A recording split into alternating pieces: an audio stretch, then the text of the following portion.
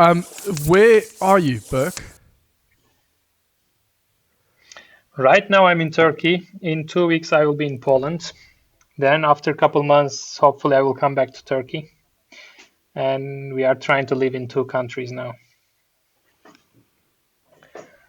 Wow, that sounds complicated.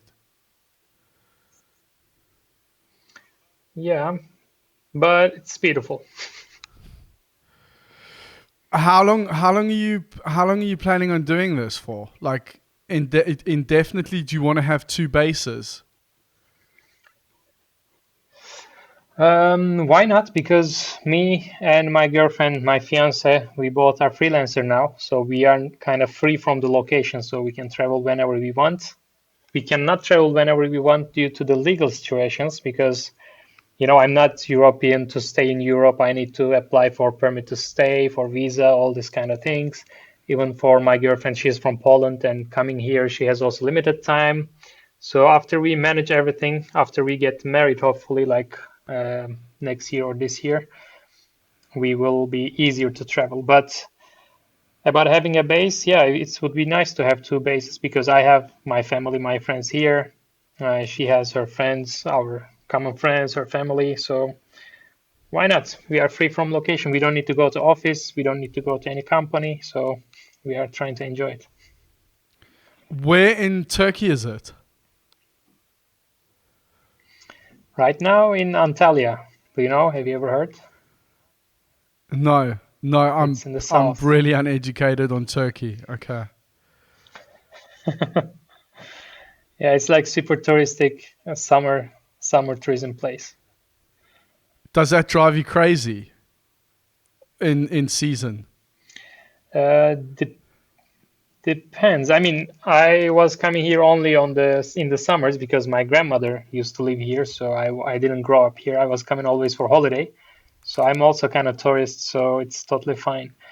But for example, now it's end of September in Poland, in Germany, I guess it's kind of coldish. It started to be like autumn, but here it's still like over 30 degrees or around 30 degrees. We still go to swim. It's still sunny, so it's beautiful.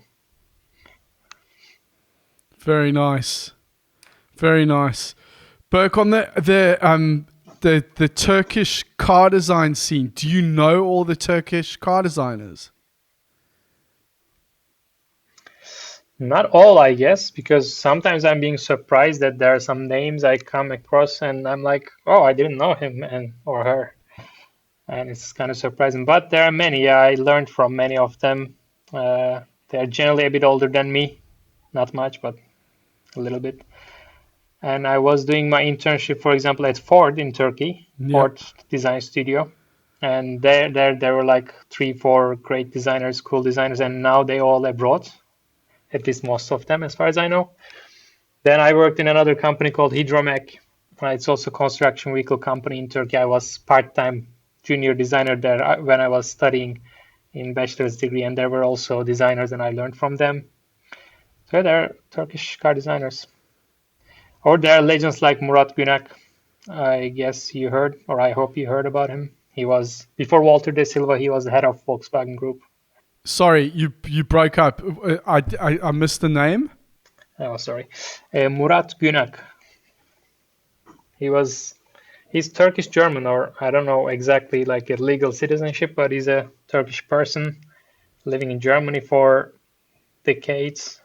And what I think I do know who I think I know who that is. I know a couple of Murat, so I don't want to like acknowledge the wrong ones. So Mhm. I'll have to check up the surnames. Yeah, But where does he work? I can say I know a couple Murat. Not I don't know personally, but I know their name. They're at Ford, also in Germany, in America. But this one I mentioned was head of Volkswagen Group before Walter de Silva. Ah, okay. Yeah, I was thinking of somebody else. Okay. And you worked with him in Ford, did you?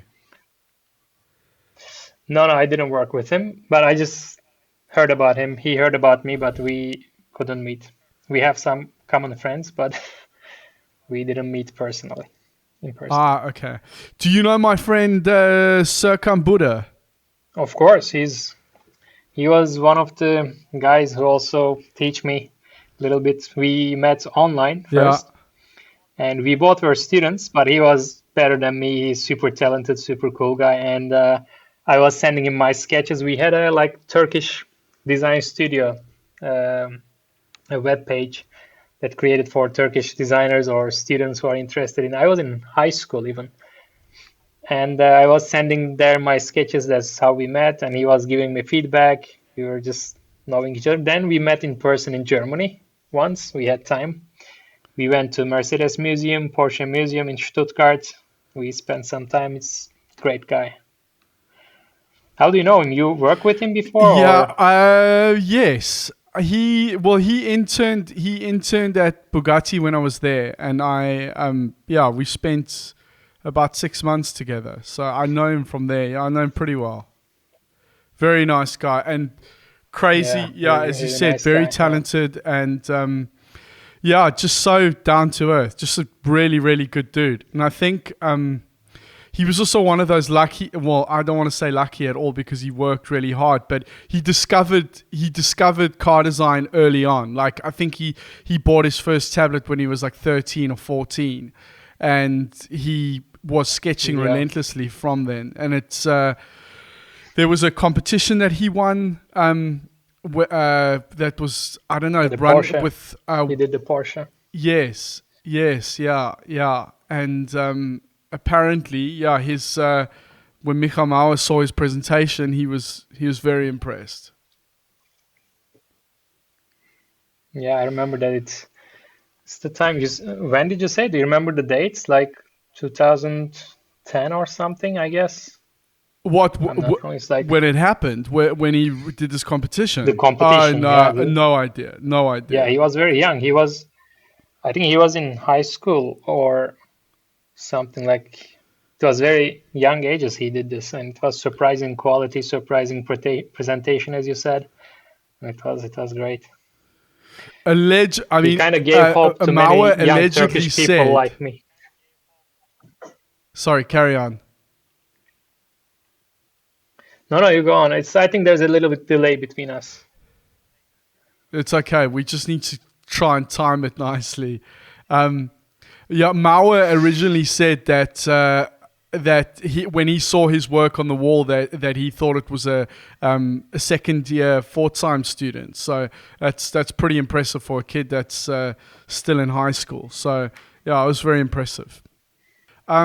Dude, let's move on to you, Berk. Sorry, I just got carried away with the whole Turkish car design thing, but I guess it's all relevant. Let's do you want to maybe just talk about how you discovered car design and that it was a thing, and how you came to know about it?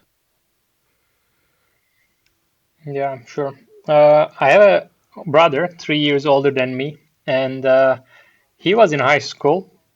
So I was even before high school, and he told me like he wants to be always an engineer. He wanted to be a machine. In Turkish, we call machine engineering, but I don't know if Mechanical it's exact engineering. term in English. Mechanical, yeah, sorry, mechanical engineering, yeah.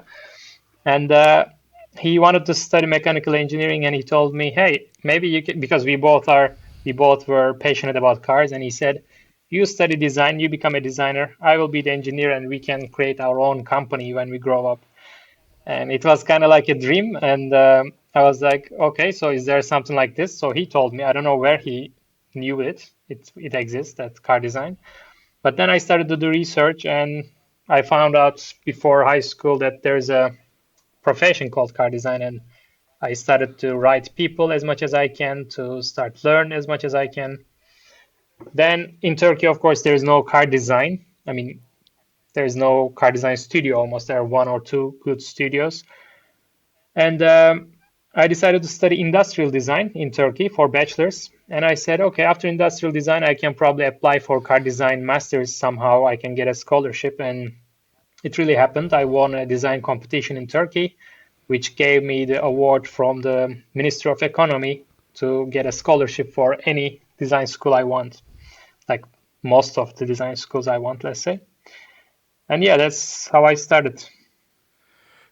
How? how does this Ford studio exist in Turkey? Like, why does that exist there? Yeah, it's a partnership between Ford and a company called Otosan. It's there's a big holding in Turkey, very strong holding, let's say, company, and I think in Turkey they started to produce first a couple of models, especially for commercial vehicles, not the passenger cars or something, like big trucks or like lightweight commercial vehicles.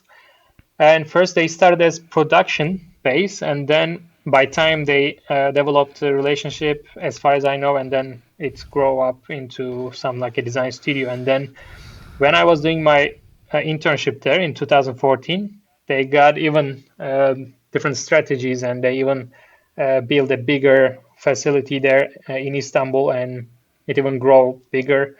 There are a lot of international designers, modelers like Alice Modeler, Clay modelers, so they grow it a lot. And what was your ambition when you decided to study car design? I mean, did you want to work there, or were you quite serious about this aspiration to design a car with your brother? No, it's this brother story was only the beginning, like let's say the first ignition part, but then uh, when we start to grow up, we realize it's not something realistic. It was just a dream. Now he has his own company. He produces CNC machines actually. So he's doing his part. I'm doing my part, but obviously we cannot produce a car or something. But you guys could do wheels, though. So You could do. yeah, we would. Yeah, that's true. But we are planning to do at least like a little go-kart, like a karting car, but we don't know when, if we will have time at all. We can do this like a side project. So what was the goal then, Berk? When you decided, okay, I want to become a car designer. Was there somewhere that you wanted to end up? Yeah, like the reason my brother told me actually be a designer is I was sketching always. I was sketching some type of caricatures or different things. I was always interested in this part, and I had the passion for the cars. So it was kind of like a typical cliche story of most of the car designers. Like when I realized there's a profession like this, from that point on, I just started sketching cars and started building my skills and portfolio. So the dream was being a car designer, and it was always like that to be a car designer in a company. My goal was being in Germany. Actually, it didn't happen this way because when I got the scholarship, it was given by Turkish government, and there was a list of schools like Royal College of Arts, like in Italy, many schools in Sweden, like UMEA, or even in Pasadena Art Center. Like these were in the list, but some of them were above my budget. Even if I had a scholarship, it was not like they were paying the school, but not giving. They were also giving monthly scholarship, but it was not even to live in California, for example. So I decided to keep it easier. I went to Italy. It was also closer to Turkey, so I didn't want to go that far immediately.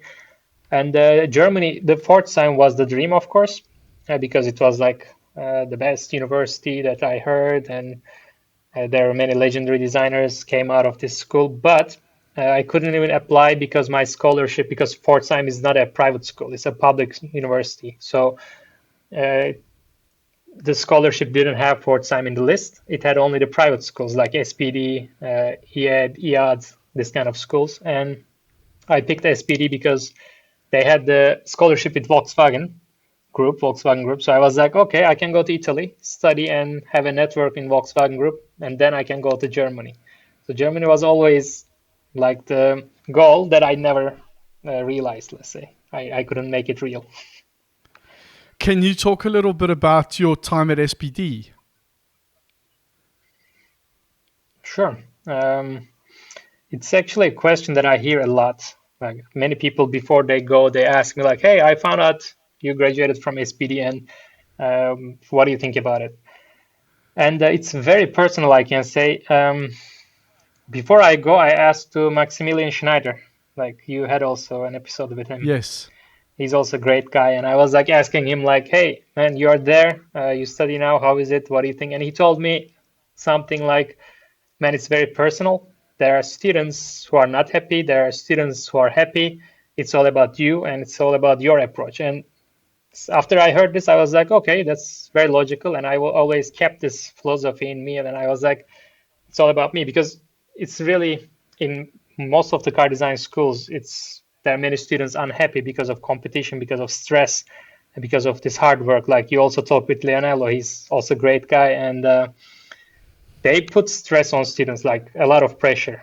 Because also in the industry, like you have still big competition. It doesn't finish after you got the job. So most of the students cannot handle it, and they are being against the school.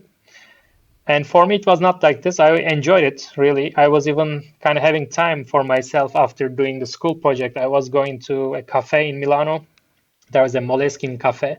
I was having my sketchbook, going out there, like refreshing a little bit, doing my personal projects for the portfolio, then going back to school, continuing to projects. It was fun for me. Also being with Volkswagen Group designers, like with Lamborghini designers from Audi, and it was like the first connection with these people, and it was amazing for me. I learned a lot. Another thing I learned was from friends, like not only from the professors or other designers. In the class, when you look at each other, when you ask questions, our class was helpful to each other. We were learning from each other, so it was a really nice experience, I can say. I think it's also it's a real. I know it must be tough, like studying under Leonello, but I think like his skills his skills though as a designer in terms of the craft of it is just absolutely incredible. And I think that you've got an opportunity there to have somebody that you have got at your disposal to actually show you hands-on how to do it. And that may sound really obvious, but there's a lot of institutions that like really good institutions that don't have that. Yeah, definitely. Like, I remember the first moment, the first week of the school. Like, it was also kind of my first long time experience abroad, Turkey, like in Europe. And I was in Turkey. Yeah, as I said, we had some cool Turkish designers, or during my internship at Ford, I met with some other designers international. But for the first time, I was experiencing something in Italy, like in the heart of art and design and all these things. And we met with Leonello, and he had a workshop, and he was talking about cars like it's like this sexy object, this art. You can see his emotions like in air. It was super clear that he's the guy that will impress, like how to say, inspire. So it was a Yes. great start. So since then we were having like a good relationship, and I was really inspired from his passion, let's say. Yeah, he's a very passionate guy, and yeah, I mean, I imagine a great instructor. I'm sure it's not easy, but this industry is not easy, and I think that I don't know, like, how did you cope with that? Did you apply internal pressure yourself so that you didn't have to have external pressure like coming from him? I mean, I enjoyed it, and I think most important thing is controlling your own ego, because when you start to fight with someone, it means you have an ego that you cannot control. I mean, most of the time in car design, that's what I saw. And for me, it was like I was open to learn anything I can. I was asking him questions even after, like, if he says, okay, do 10 times of any task, I was doing it. Then I was asking for more questions, like even about social media, because he was saying something like in social media, don't believe in something. Let's say I don't come up with an exact example, but then I was asking him, what do you mean exactly? Like even after class, I was like, hey, Leonardo, you said this, but what do you mean? Did I do, for example, something wrong also? Because I'm interested in social media, I like it. And I was asking a lot of questions with super open mind, like I was ready to learn. So I didn't get that much stressed, I would say. It was mostly about learning and fun for me. And I was kind of quick, I can say, about working. Like in Alias also, I was super interested in. I was kind of quicker in modeling stuff, or also on sketching. I was just sketching and jumping into the next one. I'm definitely not perfectionist in that matter, and because like you cannot reach the level of perfection, so it always gives me freedom to like stop after some quality. So I was jumping into the new stuff. It made me faster in some skill set. So this way I was not dying under the pressure of huge amount of tasks. I was just finishing it and even doing additional personal projects. So I think I was kind of efficient on that. That's helped me to not be that much stressed. Were you already pretty confident by the time you got to SPD in terms of your drawing ability?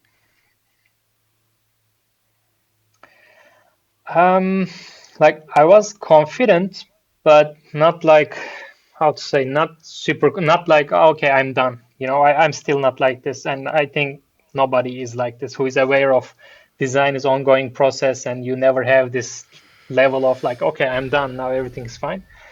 So I was like, I was confident, but I learned still a lot. So because the competition is different. Like in Turkey, when I studied industrial design, the competition was not that strong. I was like, okay, I'm better, I'm good. Not in an egoistic way, but I was good at it because in industrial design there are more subjects that students should focus. But I was like, okay, I want to be car designer, so I focus on aesthetics, proportions, sketching, like all this kind of skills. So I was better than most of the other people in Turkish standards. But when I went to Italy, there the competition is being international, and there are super talented people. Like I always mention Alexander Krupa. He was the best in my opinion in our class, and I learned from him a lot. He was sketching something. It doesn't matter which type of car, but you see the whole proportions, the volumes, like the stance of the car, and I was like, wow, I need to learn from this guy. So yeah, I was confident, but not like egoistic way again. And was he, for example, quite open in sharing his like work and his insights with you? Yeah, I would say he's like Serkan, very nice guy, super hardworking guy, but super open to share as well because like he knows, I guess, like why to keep it for himself. As much as he has time, we were even like sometimes sketching at 3 a.m. in the morning in my room or his room, like even fun projects sometimes or school projects. We were like enjoying a lot together because when especially you are students doing masters in car design and both of you have this passion, like you just enjoy it. And he was also very good at managing the stress. He had a scholarship from SPD, so it was even more stressful for him because there are great score systems, and if he gets lower than some amounts, they take back his scholarship and this kind of additional stress. But he was super calm about it. He was confident and he was sharing everything. Yeah. How much of an emphasis was there on the 3D aspect of design at SPD? It was the main 3D software was Alias on that time. Blender, for example, was not that popular yet. There was also a little bit of speedform classes, but the Alias was the main thing. And yeah, I can say it was the Alias. And were you guys were all expected to know it to a certain degree? Yeah, it was not like when you have a team, couple of you are designers, one of you is modelers. It was not, even if you want to be a modeler or if you don't want to touch 3D at all, you had to learn it. And I think it was great practice for everybody because having the mindset of modeling, having the mindset of 3D helps also for your sketching and design in general, if it will work in 3D, if it will work in real life or not. Um, I don't remember like exact proportion of 3D modeling compared to other classes, but it was quite important in this education, and I think it was beneficial for everyone. Berk, can you talk about your internships? Sure. The first one was in Turkey, like as I mentioned, the fourth. When I was studying industrial design, uh, we have in Turkey as internship system that you do it only for 2 months, or like more or less 2 months, let's say, and it's in the summertime. It's not like 6 months in Europe. It was just 2 months, and so it doesn't fit to other countries. So I was only hoping to do it in Turkey at Ford because it was like, okay, it's the biggest one, it's the best one. Let's do the internship there. And when I started to school, to university, I already knew this time will arrive after 2 years because you don't do it immediately. You do it like after 2 years of education. But I already started writing people. I was like, I found the team leader designer, Mert Ilkin. He was at Ford, and I wrote him on Facebook like, hey, I want to do my internship there. Is it possible? I think he didn't answer me at first. Then I think after 1 year or after some months, I wrote him again. Hey, I'm Berk again. I study there and I want to do my internship at Ford. Is it possible? I think he didn't answer again. Like 2 times he didn't answer, but I was kind of stubborn because I really wanted to go there. And the next time, like it was getting closer, the deadline for the internship, and I wrote him again. I said, look, I really want to be there. And here are some of my sketches. Is it possible to do something like how can I apply? Then he said, wow, I like your sketches. Yes, I would really like to have you in the team for internship. Why not? Then we talked with him. We had a deal like he wanted me. So the rest was kind of details. The rest procedure was not important. And I started there. We were a couple people, like 4 or 5 students doing the internship. We had our own projects, not related to directly existing projects, because it's just 2 months and we were really not in that level to contribute in any way to professional projects. And on that time, there were some commercial vehicle projects going on. And yeah, it was great to just see these full size clay models, for example, because these big trucks, when you have the full size clay model, is huge. It's like way bigger than passenger cars. And I was super impressed by everything.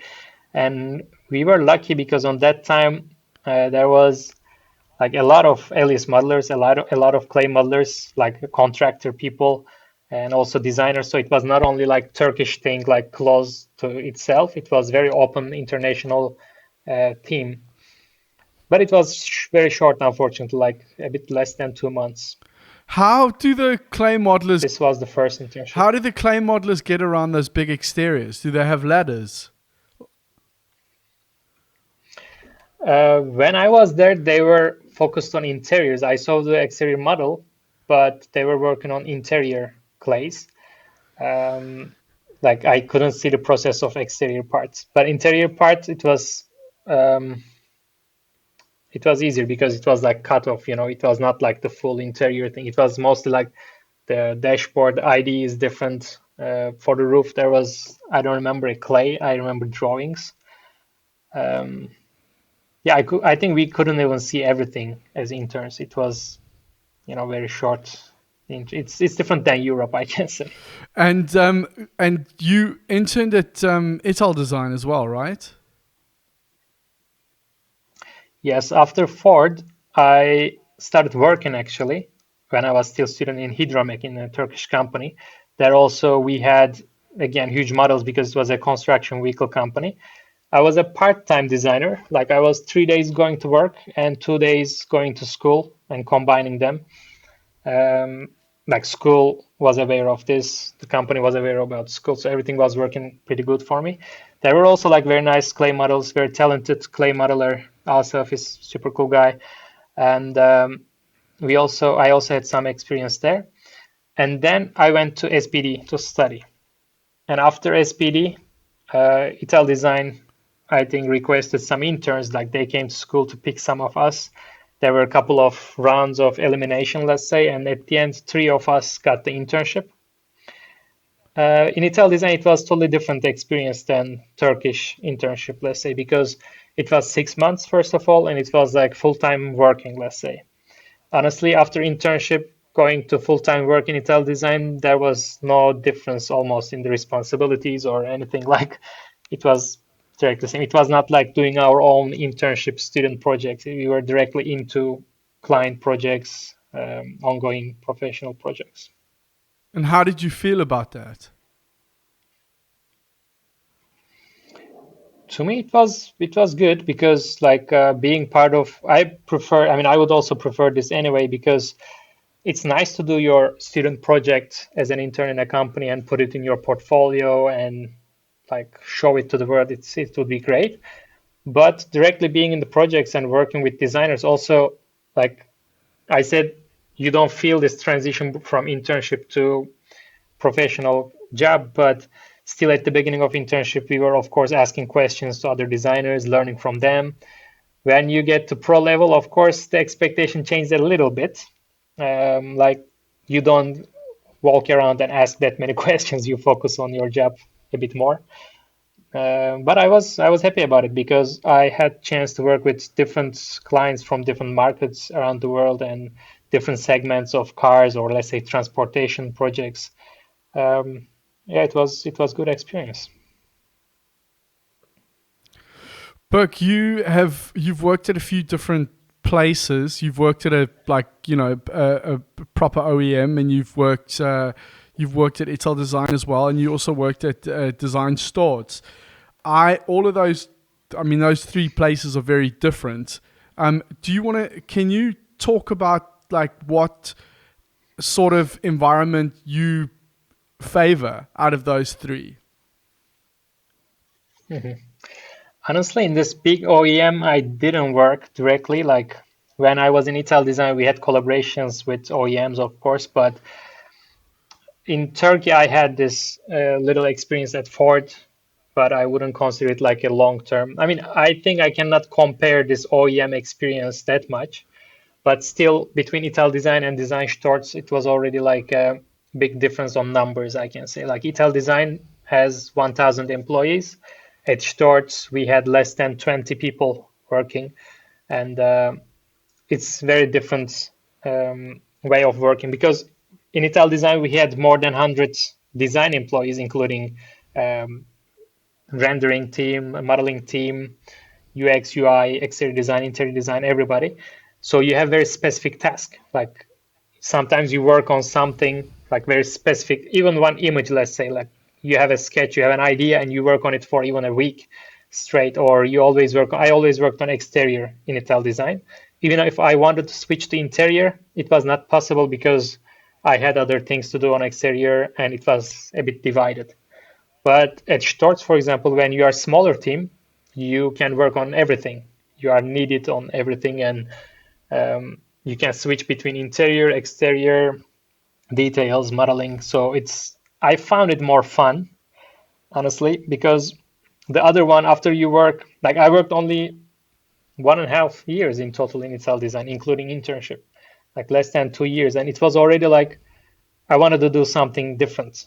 Like, okay, I want to change to different type of environment maybe or different type of projects. I want to do interior. I was also talking this with the departments.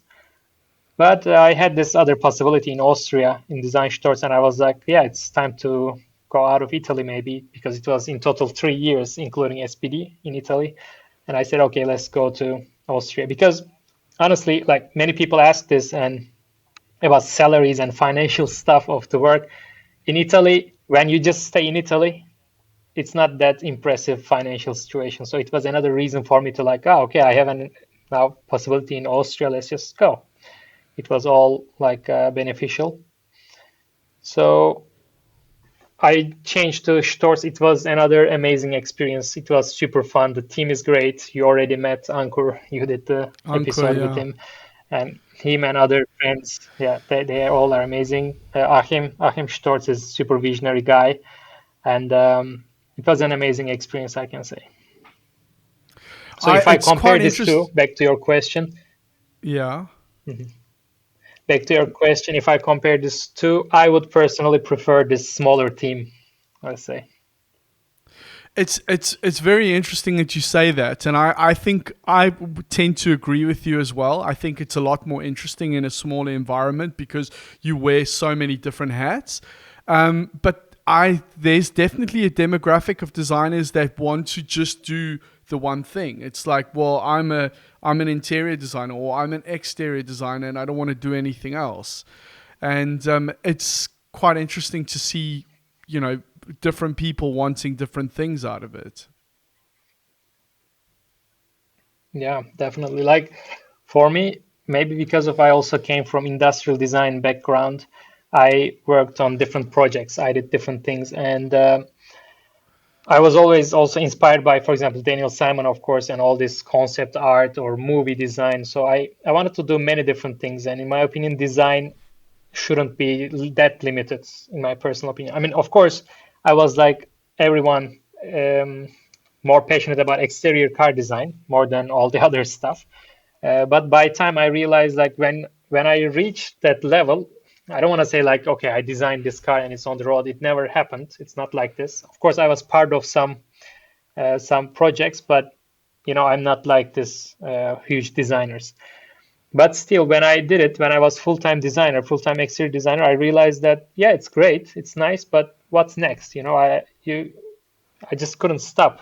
I just wanted to always improve and try different things because also in my family, like everybody has their own business. Like my mother, my father, my brother, my uncle, everybody has their own company and their own stuff. And it also, I think, gives me like the feeling of I want to do something more. I want to do this challenge.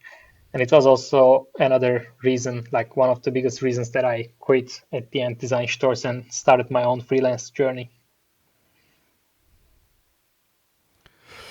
On the subject of freelancing, can you talk a little bit about how your clients come about? Sure.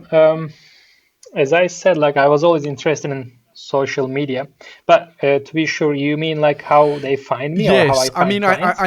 I know, like, kind of once you're going, once you are working, it kind of tends to snowball. You know, you do one thing for one person, and then that project gets out, and somebody finds out about it, or that company tells somebody else, and it kind of has a snowball effect. But you need to get that first client. So maybe, yeah, let's focus on that. Like, how did you get your first client? Sure. The first, I even consider that my fourth internship was kind of the first benefit for me of the social media. Like I was asking, as I told you, to this person, like, hey, I want to do my internship. Then I realized you can go through social media and reach many people. And it was always interesting for me, this all theory of social media anyway. And I Sorry, was always active. I like to what show my, Mhm. sorry, what period is this? Because this is very interesting in terms of timing.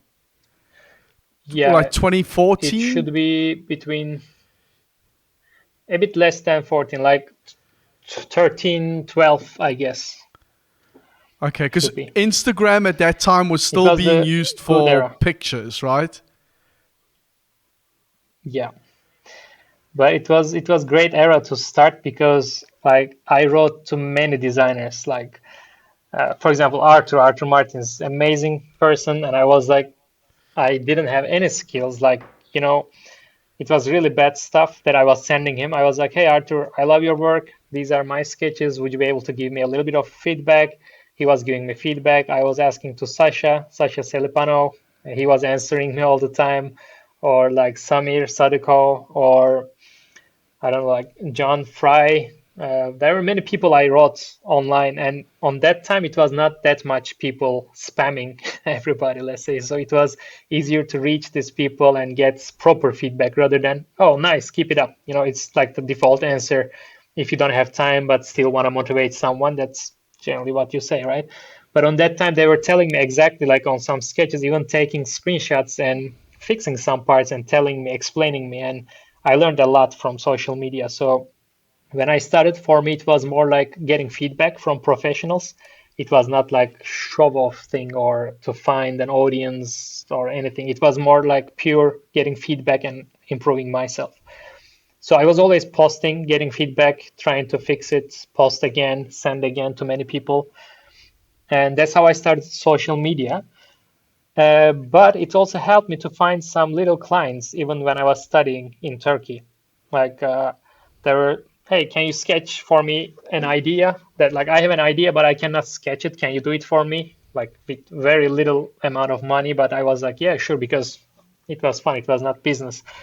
And I was doing it, and then it started to grow a little bit, but it was not like serious projects, of course, until some point. But when I was in SPD, under all this pressure while doing the school projects, I got kind of cool freelance projects as well. Like there was a military vehicle from Dubai, military vehicle client, and I did it at the same time when I was studying. It was like one of the good clients first started. Then it happened like a couple more clients during SPD, and I was still pushing my social media at the same time because they generally found me on Instagram or LinkedIn that I was sharing my stuff, or also Behance. Behance was very popular just some years ago. Now I personally don't use that much, but it's probably still popular.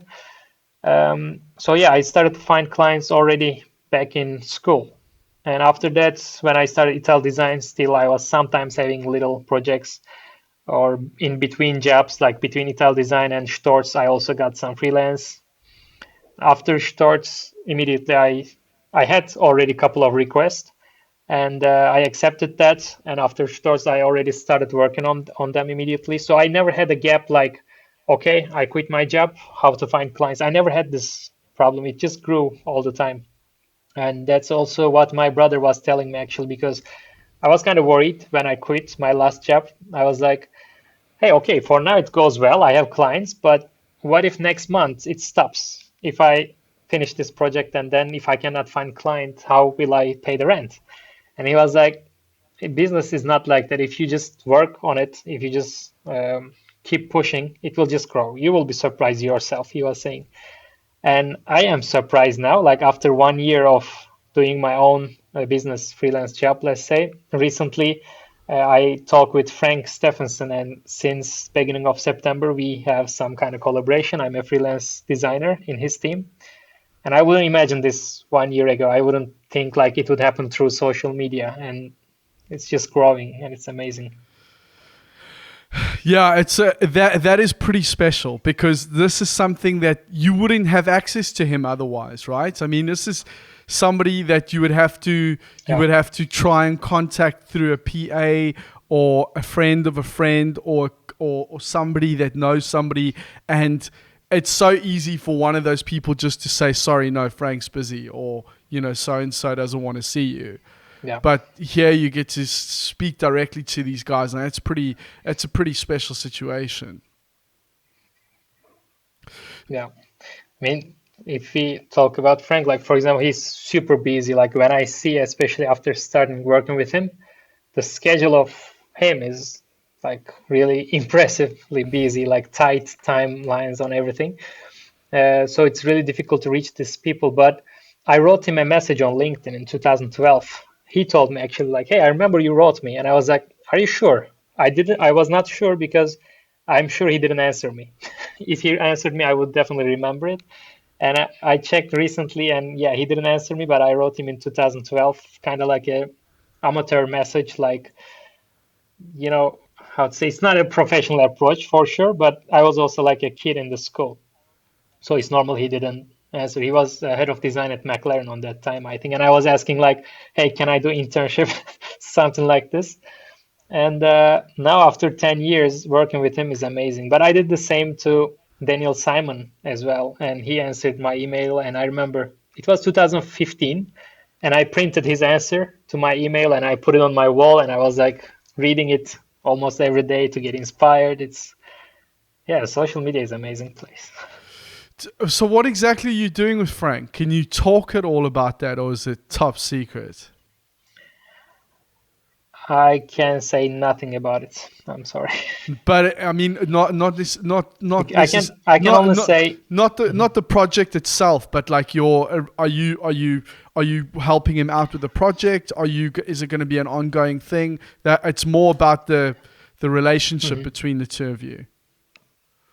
Yeah, I can only tell you that it's because he's also great YouTuber at the same time. Yeah. I mean, his channel, he just started and skyrocketed, and now he has more than 150,000 subscribers and everything. So I can only say that it's not related to social media. Like he's a Okay. great YouTuber, very consistent and everything, but he has a lot of professional projects, clients, like amazing stuff going on. So I'm helping on that part as a designer. Cool. Okay. That's all I can say, I think. Awesome. And tell me something.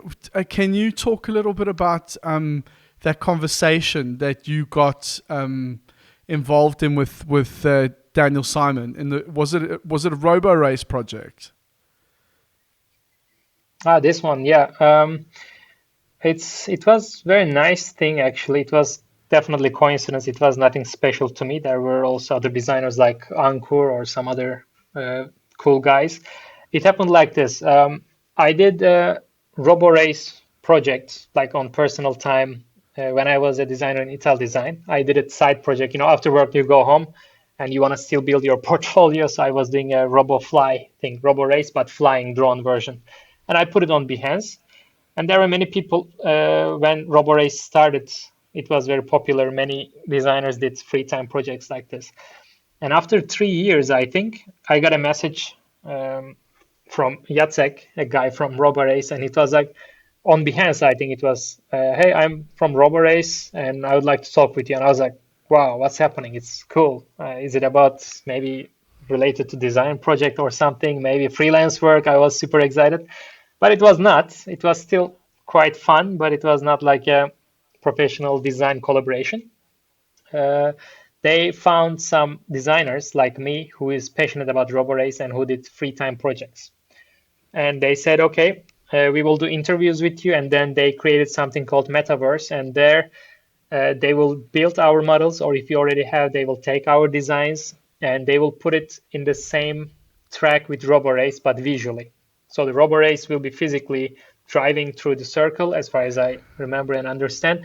And some of our designs will be AI and digital on VR or some like on the displays, and they will some kind of interact with each other because RoboRace is without driver. It's connected to, let's say, a server or a computer AI, some technology, and the digital things and the physical thing can interact with each other, and there will be some entertaining level of race also. So it was like this, and we did some interviews. We had some little collaborations on this, like, but again, it's not professional design work yet. I don't know what happened since we talked last time. It's been a couple months. We couldn't, we are not in touch for a couple months, but they are working on it, and we are waiting to hear from them. So it will be a little bit more of continuity of this fun, let's say.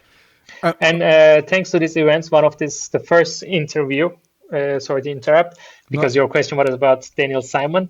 And one of these first interviews, they said, okay, Daniel will also join us and he will give you directly feedback to you on this online event. That's how it happened, actually. And we talked and he gave feedbacks on our designs, and I was just one of the guys. But because of I have the YouTube channel, I shared my part, and it seemed like I think I talked directly with him, but it was nothing special to me, I can say. okay. Well, it still is a special moment, Berk. That's yeah. It must have been quite a big deal for you. It was like, again, as I said, in 2015, I print out his email because it was another. Let's go back a little bit to that. I wrote, I was super inspired by his book, Cosmic Motors, first Oh of all. It was yeah, the first thing I knew about him. I Then think I everyone did was. research. Then, yeah, definitely. And it's still like on my background is here. Still, I love this book. Still super inspired. It's not getting old, It's amazing.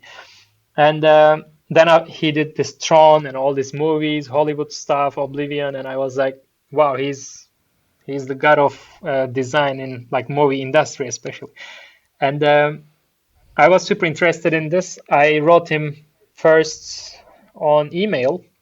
I went to his website because you cannot find just danielsimon.com.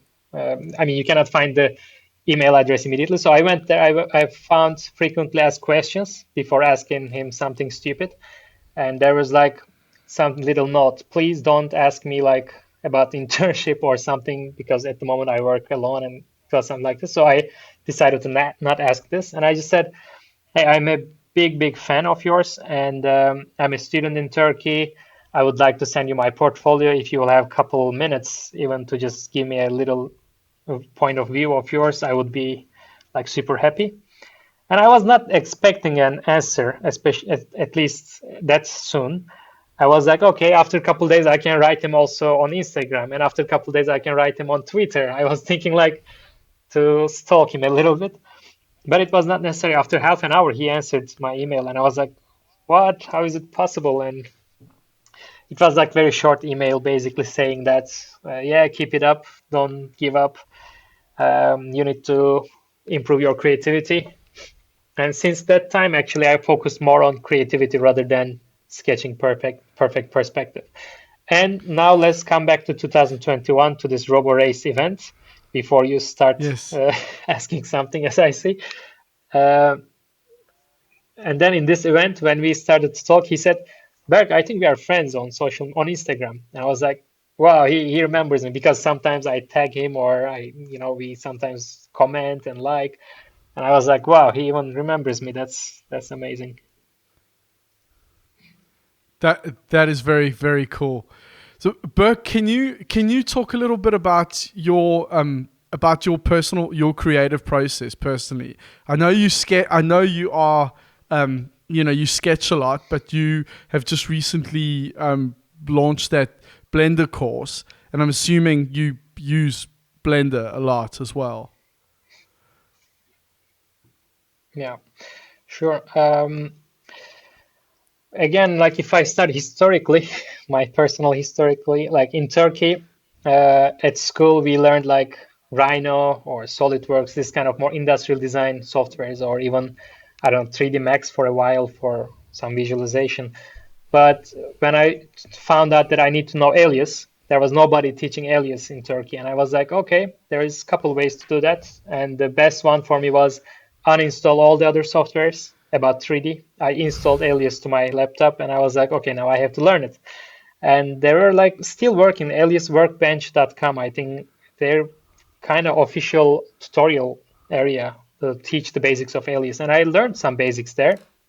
And I struggle a lot on my projects in Turkey on that time because Alias is not an easy software that you just learn. And on that time, there was not that many tutorials. Now, even on Alias, there are many cool tutorials. Um, but back in time, it was difficult.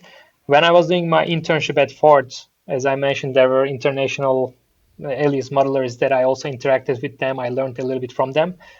But then in Italy, it was the best part because we directly had Alias classes. But I already knew the basics, so it was for me like a great way to just improve and develop rather than starting from zero. And I was very efficient and good in Alias, I can say. Not like a modeler, of course, not like yourself, or I never tried to do an A class or something. Of course, I'm not even sure about the exact explanation of A class because I heard different answers from different people. So it's a whole different story. But I was good in Alias to create enough for a designer type of level. But then in ItalDesign, still I was using Alias. But in the company, I never touched to Alias because we had, again, the modelers and we were focused on more 2D most of the time. And when we need 3D, there were other professionals to do this. But as I mentioned to you, I decided to switch from exterior to interior in ItalDesign. I was okay with exterior. I decided to do some interior projects. I couldn't get into interior department, but I was searching for different ways to quickly do projects to my portfolio, to build an interior design portfolio. And I was like, okay, it requires way more organic modeling than exterior, in my opinion. And I want to do it fast. And I was searching for softwares, and I asked people, couple on Instagram, like, hey, which polygonal modeling software is the best at the moment? Which one would you suggest? And many people told me Blender. And I was like, okay, let's check Blender. Then I started to learn about it. And I saw like you can even have perfect reflections on it. I mean, of course, the reason I use Blender is not this, because for reflections and quality, of course, you go to Alias. But in Blender, in like 2 days, I can create my 2D idea into 3D. I can rotate it. I can put the shader on it. I can see real time and still modeling. That's what I loved about it. Now, Alias has subdivision, for example. It's also a great way, quick way to model things. But In Blender, you can put the HDR inside, like all the environment, the reflections, and still model at the same time. So I just fell in love with Blender. And now on my professional creative process on the projects, I use sketching, like pen and paper, Photoshop and Blender. Uh, at the beginning, it's more about 2D, but right after 1 week, I can jump into 3D if it's necessary in the project process, because now I don't see a division between 2D, 3D anymore. And at the end of the project, after we are happy with the design process, creative process, for Alias, if necessary, I can build the base. But of course, I'm not doing the full modeling or anything in Alias. So for the creative part, I would say, yeah, Blender is very useful, and I really just love the efficiency of it. But it's also nice to be able to jump between the two different things. I mean, especially, especially for somebody like yourself that is completely competent in sketching, and you've now got this 3D tool to a pretty high level, and to be able to jump between those two different things is a lot of fun, because you can try and work out as much as you can in 2D, and then you can jump into 3D, and when you get sick of that and you're trying to work stuff out, sometimes you jump back into 2D to work out graphics or a transition. And it's quite, that cycle is, there's something really enjoyable about that. Mm-hmm. Yeah, this reminds me, what you said remind me, like in ItalDesign, I had my like a very close friend, Ivan. He was also my flatmate, and he was also sitting next to me in ItalDesign. We both were from SPD. Then we went together to start internship, and then we both were hired as exterior designers. And we were always doing brainstorming about car design, of course. And he was interested in concept art a little bit as well. And we were checking sometimes artstation.com, and we were seeing like people in game industry, in movie industry, how crazy they are. Like they create 3D models with the details that you cannot even imagine trying doing it in Alias or in any NURBS software, because it's generative design, it's all this parametric stuff or sculpting the stuff, and very quick way with a polygonal modeling. And we were like, wow, car design is getting very behind the game now. Like before 10, 15 years ago, car design was the top. Everybody considered it like this. But now, compared to other design fields, car design is very slow. Like, yes, it's perfectionist field, but sketching and then doing Photoshop and then doing an Alias in couple months, something, and then modifying it very slowly, we realized there should be another way to make things faster. And that's why we were talking about all this stuff, and it was another reason for me to jump into Blender rather than Alias, to just see how it is. I don't know anything about Blender, and it's one of those things. I keep saying this, and I really want to learn it. But I was just speaking to an old colleague recently, and he was talking about how powerful Blender is as a tool, not just in terms of modeling, but like he was saying, for example, like you could basically build 2 volumes, and you could morph like different stages between those volumes. So if you had a review, for example, and the big dick comes in and he says, oh, can you just make the bonnet a little bit shorter? It's like you can use a slider like you've got in parametric modeling. And I didn't realize this. There's supposed to be a lot of really powerful things that it can do. Yeah, definitely. Like on my freelance projects, most of them, it was I use on most of the meetings actually the 3D model in very early stages of the design, because with the client, like if there's 2 designers or designer and modeler, if there's creative people in the meeting, it's easy. Like you can show a doodle or a sketch and you can understand what's happening, or the other person can see your idea.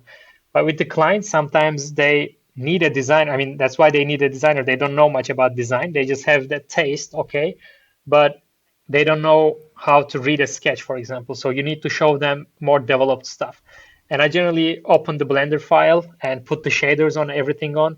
And if they say something like, for example, let's even talk about products or cars, doesn't matter. If they say, can we change the proportion a little bit this way, because inside there will be little piece that we need mechanically should be there, and the volume of it increased. So we need to increase also the shell, let's say. And in Blender, I'm like, okay, pulling this vertices, just scaling them or moving them. You just pull things like doing a sculpture in a very quick way without getting your hands dirty. So with a realistic shading and everything.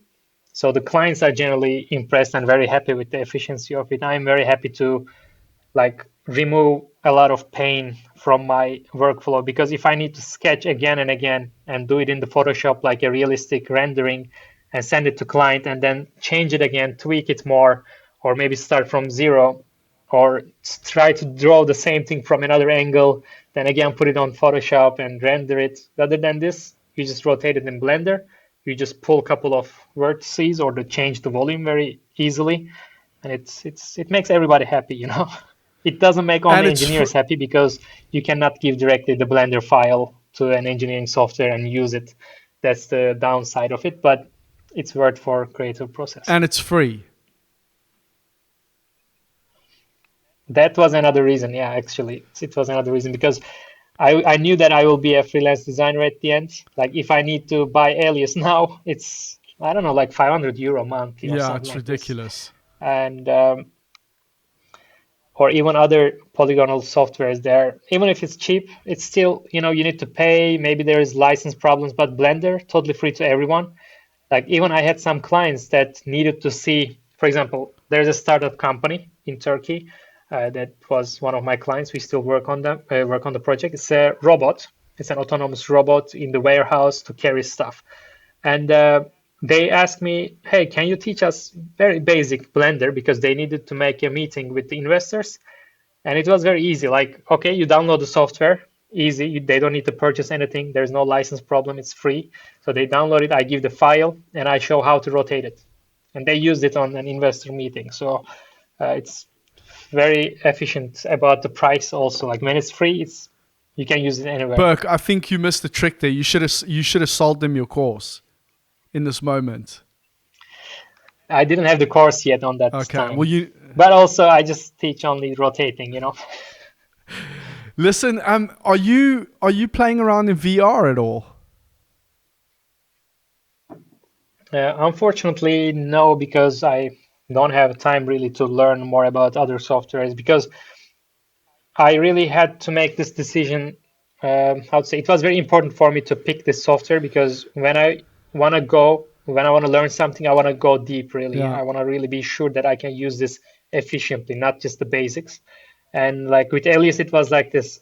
I was really happy with my skills on Alias. Then on Blender, I'm really happy with my capabilities. If I try to learn Blender on side, like, I don't know, 10 minutes a day, I know it will not work. I know I need to go deeper, and I really don't have time, especially at the moment. But it's interesting, of course. But I remember your episode with Sydney Hardy, his name? Yes. Exact name? Yes, Sid Hardy. He was talking about, I think, that VR, Sid Hardy, yeah. I think he was talking about the VR would be very exhausting, that you need to do this 5 hours and your arms will hurt. I think it was this episode. And I totally agree with this. It was great approach, I think. But he was also talking about lying on his bed and modeling, which I thought was fucking mental. But I guess you get tired, and why not? You know, you don't even have to get out of bed. You just put on your headset and you do it with your head on the pillow. That's true. I will sleep probably. The thing is, there's so many things, you know. There's and it's just not enough time to learn it all.